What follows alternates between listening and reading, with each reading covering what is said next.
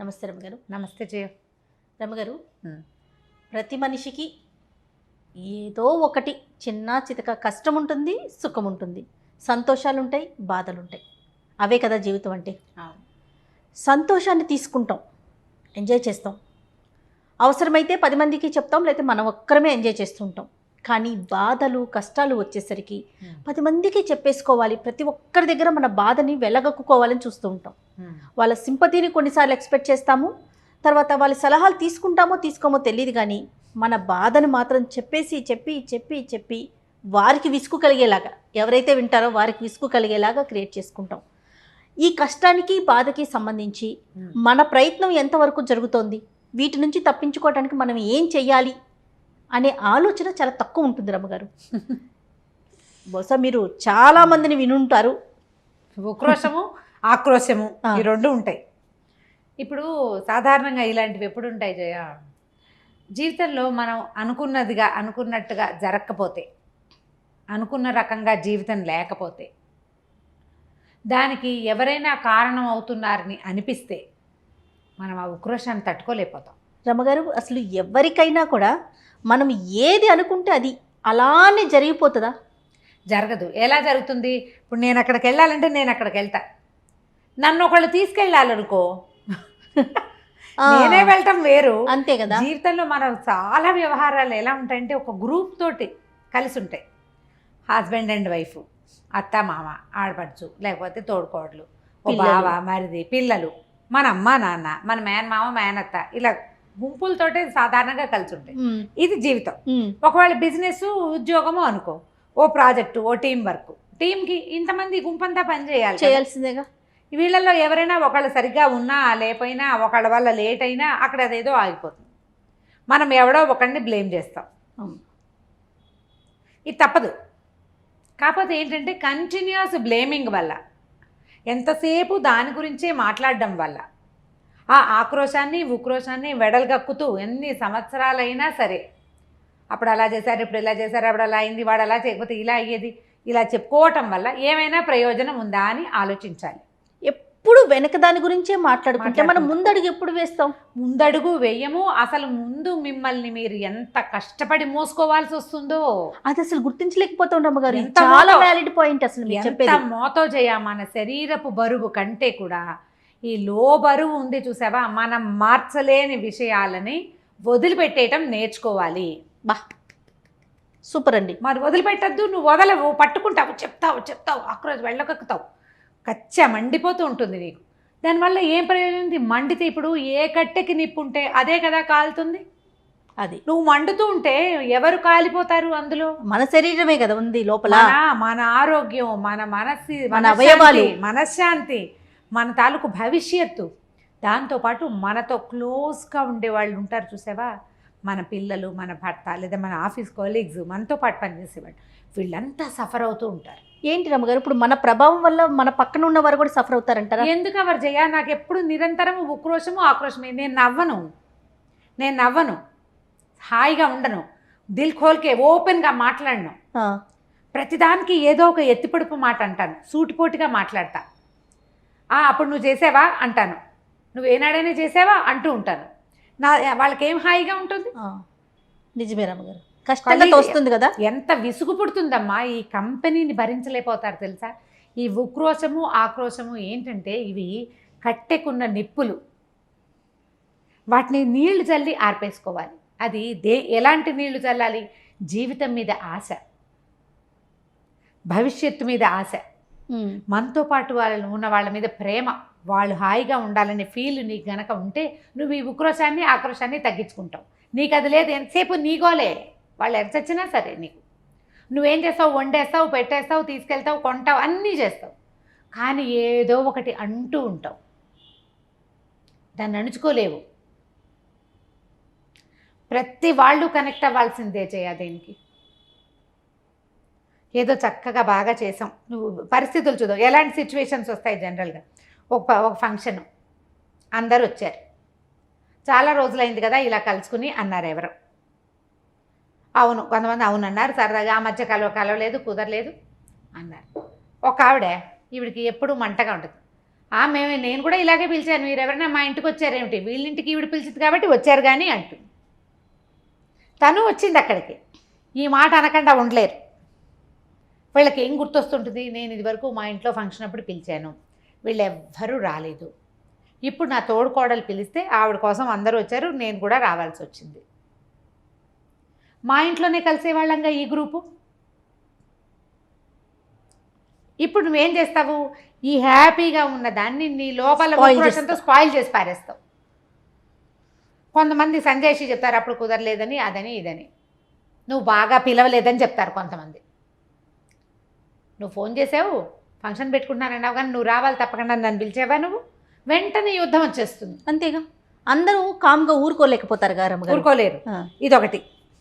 వంట భార్య భర్త కబుర్లు చెప్పుకుంటావు, ఓ పక్క కూర్చుంటాం, ఓ చోట కూర్చుని అన్నాలు తింటుంటాం.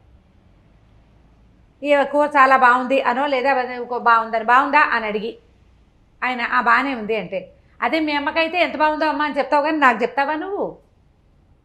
ఈ భార్య భర్త కూర్చుని కబుర్లు చెప్పుకుంటూ అన్నం తింటున్న సిచ్యువేషన్ చెడిపోయిందా? ఎంతసేపు ఇదే ధోరణి. దీనివల్ల నేను చెప్పాను కదా, కట్టెకున్న నిప్పు అది కాలుతూ ఉంటుంది, నువ్వు కాలిపోతూ ఉంటావు. జీవితం అశాశ్వతమైనది కాదు రమ్మగారు. ఇప్పుడు ఈ టైప్ ఆఫ్ క్యారెక్టర్ ఉన్న వాళ్ళు అలా అనేసారు, మీ అమ్మనైతే నువ్వు మెచ్చుకుంటావు, నన్ను మాత్రం సింపుల్ గా బాగుందన్నావు అని అంటారనుకోండి, అక్కడితో వదిలేస్తారంటారా? అబ్బే ఎలా అవుతుంది? ఇప్పుడు ఆయన వదిలేసేవాడు అనుకో, పోనీ బాగానే ఉంటుంది. ఆయన ఈ చూసుకో అంటే ఉసుకో అన్నాడు అనుకో, అప్పుడు మా అమ్మ బాగా చేస్తుంది, నువ్వెప్పుడు చేసావు, నీ మొహానికి ఏదో ఇన్నేళ్ళకి ఇప్పుడు నేర్చుకున్నావు కానీ అంటాడు. అనగానే నేను అప్పుడు అది పెట్టాను, అప్పుడు ఇలా చేశాను, నేను అలా చేశాను, నువ్వు నన్ను నేను నడిపించుకున్నావు, మీ అందరూ అంతే, మీ నాన్న అంతే, మీ అమ్మ అంతే, మీ మామయ్య అంతే, వెళ్ళిపోతారు ఎక్కడికో. ప్రకాష్ అంటారు ఉసుకో అంటే డిస్కో అంటారు. అదే మీరంటే గుర్తొచ్చింది. అదే మాటలు నేర్చిన కుక్కని ఉసుకో అంటే ఉసుకో అంటుంది, అది కూడా అంటుంది డిస్కో. ప్రధానమైనది ఏంటంటే పోనీ అంతటితో ఆ విషయాన్ని వదిలేస్తారా, మళ్ళీ ఇంకోటి ఏదో క్రియేట్ అవుతుంది. మనకి దీన్ని సజావుగా పోనివ్వాలన్న ఉద్దేశం ఉండదు, ఖర్చు తీర్చుకోవాలనిపిస్తుంది ప్రతిదానికి కూడా. నేను అనే దానికి విపరీతమైన ఇంపార్టెన్స్ ఇవ్వటం. ఏం పెద్ద సమస్యలు ఉండవు, ఏదో ఇంట్లో సూటిపోటు పాటలు, అత్తగారులతో పడవు, అదే ఇప్పుడు నిజంగా తీవ్రమైన సమస్యలు ఏంటో మనకి తెలియక కదా. అంతేగా రమ్మగారు, నిజం. చాలా తీవ్రమైన సమస్యలు, సంసారంలో ఇబ్బందులు, ఆర్థికపరమైన ఇబ్బందులు, మానసికమైనవి, కంపాటబిలిటీ అస్సలు లేక, ఆరోగ్య సమస్యలు, ఇవి పెద్ద సమస్యలు. అవి కాకుండా ఈ చిన్న పనులు, నువ్వు ఒకటంటే వాళ్ళు ఒకటని, వాళ్ళు ఏదో అని, నువ్వు ఒకటి ఫీల్ అయితే వాళ్ళు ఇంకోలాగా ఫీల్ అయ్యి అదేదో అర్థం చేసుకుని వాళ్ళు వీళ్ళు కలిసి పంచాయతీ పెట్టి, ఇవన్నీ ఏవో చిన్న చిన్న తగాదాలు అవుతూ ఉంటాయి. ఇవి ఎప్పటికీ మర్చిపోకుండా ఎంతసేపు వీటికి ఎక్కడి నుంచైనా సమాధానాన్ని ఎక్స్పెక్ట్ చేయొద్దు, ఇది మానేయండి. ఇప్పుడు మనం ఉన్న ప్రపంచం ఈ రోజున, ఇవాళది రోజు హాయిగా ఉంచుకోవాలి, రేపటికి హాయిగా ఉండాలంటే, రేపు మనం హాయిగా ఉండాలంటే ఈ రోజుని హాయిగా ఉంచాలి. మన వల్ల చుట్టూ ఉన్న వాతావరణం అంతా కలుషితం స్పాయిల్ అయిపోతుంది అన్న ధోరణి మనం అలవర్చుకోవాలి. అంటే వాళ్ళందరూ బాధపడితే నేను నా బాధ లెక్కలేదా అంటావు నువ్వు, అదే కదా మన పాయింట్. అదే నీ బాధ లెక్క ఉంది, లెక్కెట్టావు 100 సార్లు అన్నావు, తీరుతుందా అది? ఎట్లా రమ్మగారు ఇప్పుడు ఈ టైప్ ఆఫ్ నేచర్ ఉన్న వాళ్ళు ఎలా మార్చుకోవాలి? నేను అదే చెప్తున్నా, తీరని వ్యవహారాలకి ఎందుకు బాధపడతాము? ఇప్పుడు నువ్వు 15 ఏళ్ల నుంచో 10 ఏళ్ల నుంచో నువ్వు మీ అత్తారింట్లో పడ్డావమ్మా, ఏదో చాలా బాధపడ్డావు, వాళ్ళు అలా ఉన్నారు, నిన్ను అన్నం పెట్టనివ్వరు, నీతో మాట్లాడనివ్వరు, నేను సరిగ్గా లెక్క పెట్టరు, బాగానే ఉంది, ఇంతే, ఇదే మన కథ. నువ్వు గంటల తరబడి చెప్తావు, గంటల తరబడి కౌన్సిలింగ్ కోసం వెళ్తావు, నువ్వు డిప్రెషన్లోకి కోరుకుపోతూ ఉంటావు. ఈ వీటి వల్ల ఏదైనా వెనకాల జరిగిపోయింది మార్చిన. నిన్నటి రోజున నువ్వు మార్చగలవా? ఏది వెధవ, నిన్న రాత్రి మినపప్పు పోయితే పొద్దుటికి ఇడ్లీ ఉండదు కదా, ఉంటుందా? ఉండదు. రాత్రి నువ్వు మినపప్పు పోసుకుంటే పొద్దున ఇడ్లీ ఉంటుంది, అది నీటిలో పోస్తే పొద్దున ఇడ్లీ, లేకపోతే ఉండదు, లేదు, జరగదు. రాత్రి అది చేయకపోతే ఇది ఉండని పరిస్థితులు మనవి. నువ్వు ఇప్పుడు గంట సేపు ఇక్కడ ఆలోచిస్తే మాత్రం నువ్వు పోయేని మినపప్పు ఎలా నానుతుందో చెప్పు. ప్రాక్టికల్గా అదే కదా జయ. మరి నిన్న జరిగిపోయింది ఎలా మారుతుంది? మారదు. దాంట్లో మార్పు తెచ్చుకోవడానికి నువ్వేం చేస్తావు అనేది ఆలోచించు. నీ వంతు వాళ్ళు ఏమన్నా, ఎవరు ఏమన్నా సరే, ఒక నవ్వు పారేసి ఈ జనాలు ఇంతేననుకో, ఒక దెబ్బకి పోతుంది. లేదా మార్చుకునే ప్రయత్నం నీ చేసుకో. ప్రవర్తన మార్చే ప్రయత్నం చేసుకో, లేదా అవతల వాళ్ళని మార్చుకో, లేదా సిచ్యువేషన్ మార్చడానికి నువ్వేం చేస్తున్నావు, అసలు నేను ఏం చేయటం వల్ల ఇలాంటి మాట నాకు వస్తుంది అనేది ఆలోచించు ముందది అది. ఇప్పుడు ఏమీ చేయకపోయినా కూడా కొంతమంది సూటిపోటి మాటలు పడతారు చెయ్య. అవతల మనుషులు కూడా ఇదే ఏదో ఒక జాతి మనుషులు, మానవత్వం ఉన్నవాళ్ళు కాదు వాళ్ళు. అవును. తామసిక ప్రవృత్తిలో ఉన్న జనాల మధ్యలో మనం పడతాం, ఏదో సాధారణమైన వాళ్ళు. మనమేం మార్చలేము, చింతించద్దు దానికోసం. వేరే టైం పాస్కి వేరేది ఏర్పరచుకోండి, వేరే వ్యవహారం చూడండి, భగవత్ సహాయం తీసుకోండి, స్నేహితుల సహాయం తీసుకోండి, మీరు వేరే ఆ యావిగేషన్ పెట్టుకోండి, వేరే రకం పని చేయండి, వీళ్ళకి దొరకకుండా ఉండండి.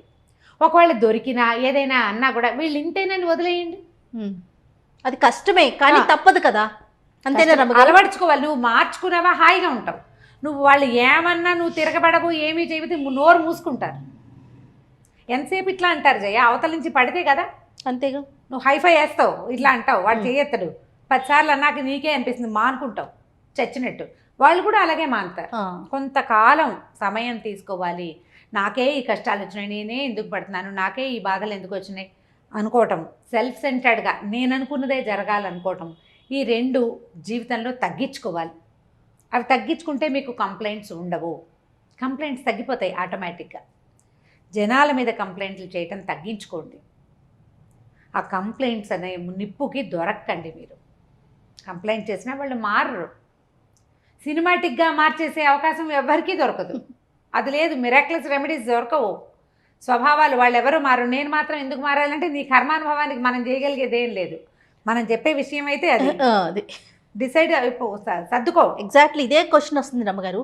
వాళ్ళు ఎవ్వరూ మారనప్పుడు, నన్ను అన్ని మాటలు అంటున్నప్పుడు, వాళ్ళు అలానే ఉన్నప్పుడు నేను ఎందుకు మార్చుకోవాలి అనే తాటే వస్తుంది తప్ప, ఇప్పుడు నేను మారితే నా వాతావరణం, నేను నా ఆరోగ్యం బాగుంటాము అనే ఆలోచన ఉంటే, ఇప్పుడు సఫర్ అయ్యేది ఎవరు? మనమే కదా. ఇప్పుడు ఏ కట్టె కాలుతుంది దాని మీద నీళ్ళు చల్లుతారా, మిగిలిన వాటి మీద చల్లుతామా?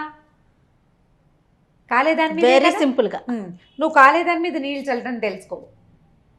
ప్రధానమైంది ఈ ఎంతసేపు ఇవన్నీ ఆలోచించద్దు. వేరే యావిగేషన్స్ పెట్టుకోండి. ఓల్డ్ రకాల పనులు ఉన్నాయి, కొత్తవి నేర్చుకోండి, కొత్తవి చదవండి, ఎక్కడికైనా వెళ్ళండి, శుభ్రంగా నడవండి, కాస్త ఎక్సర్సైజ్ చేయండి.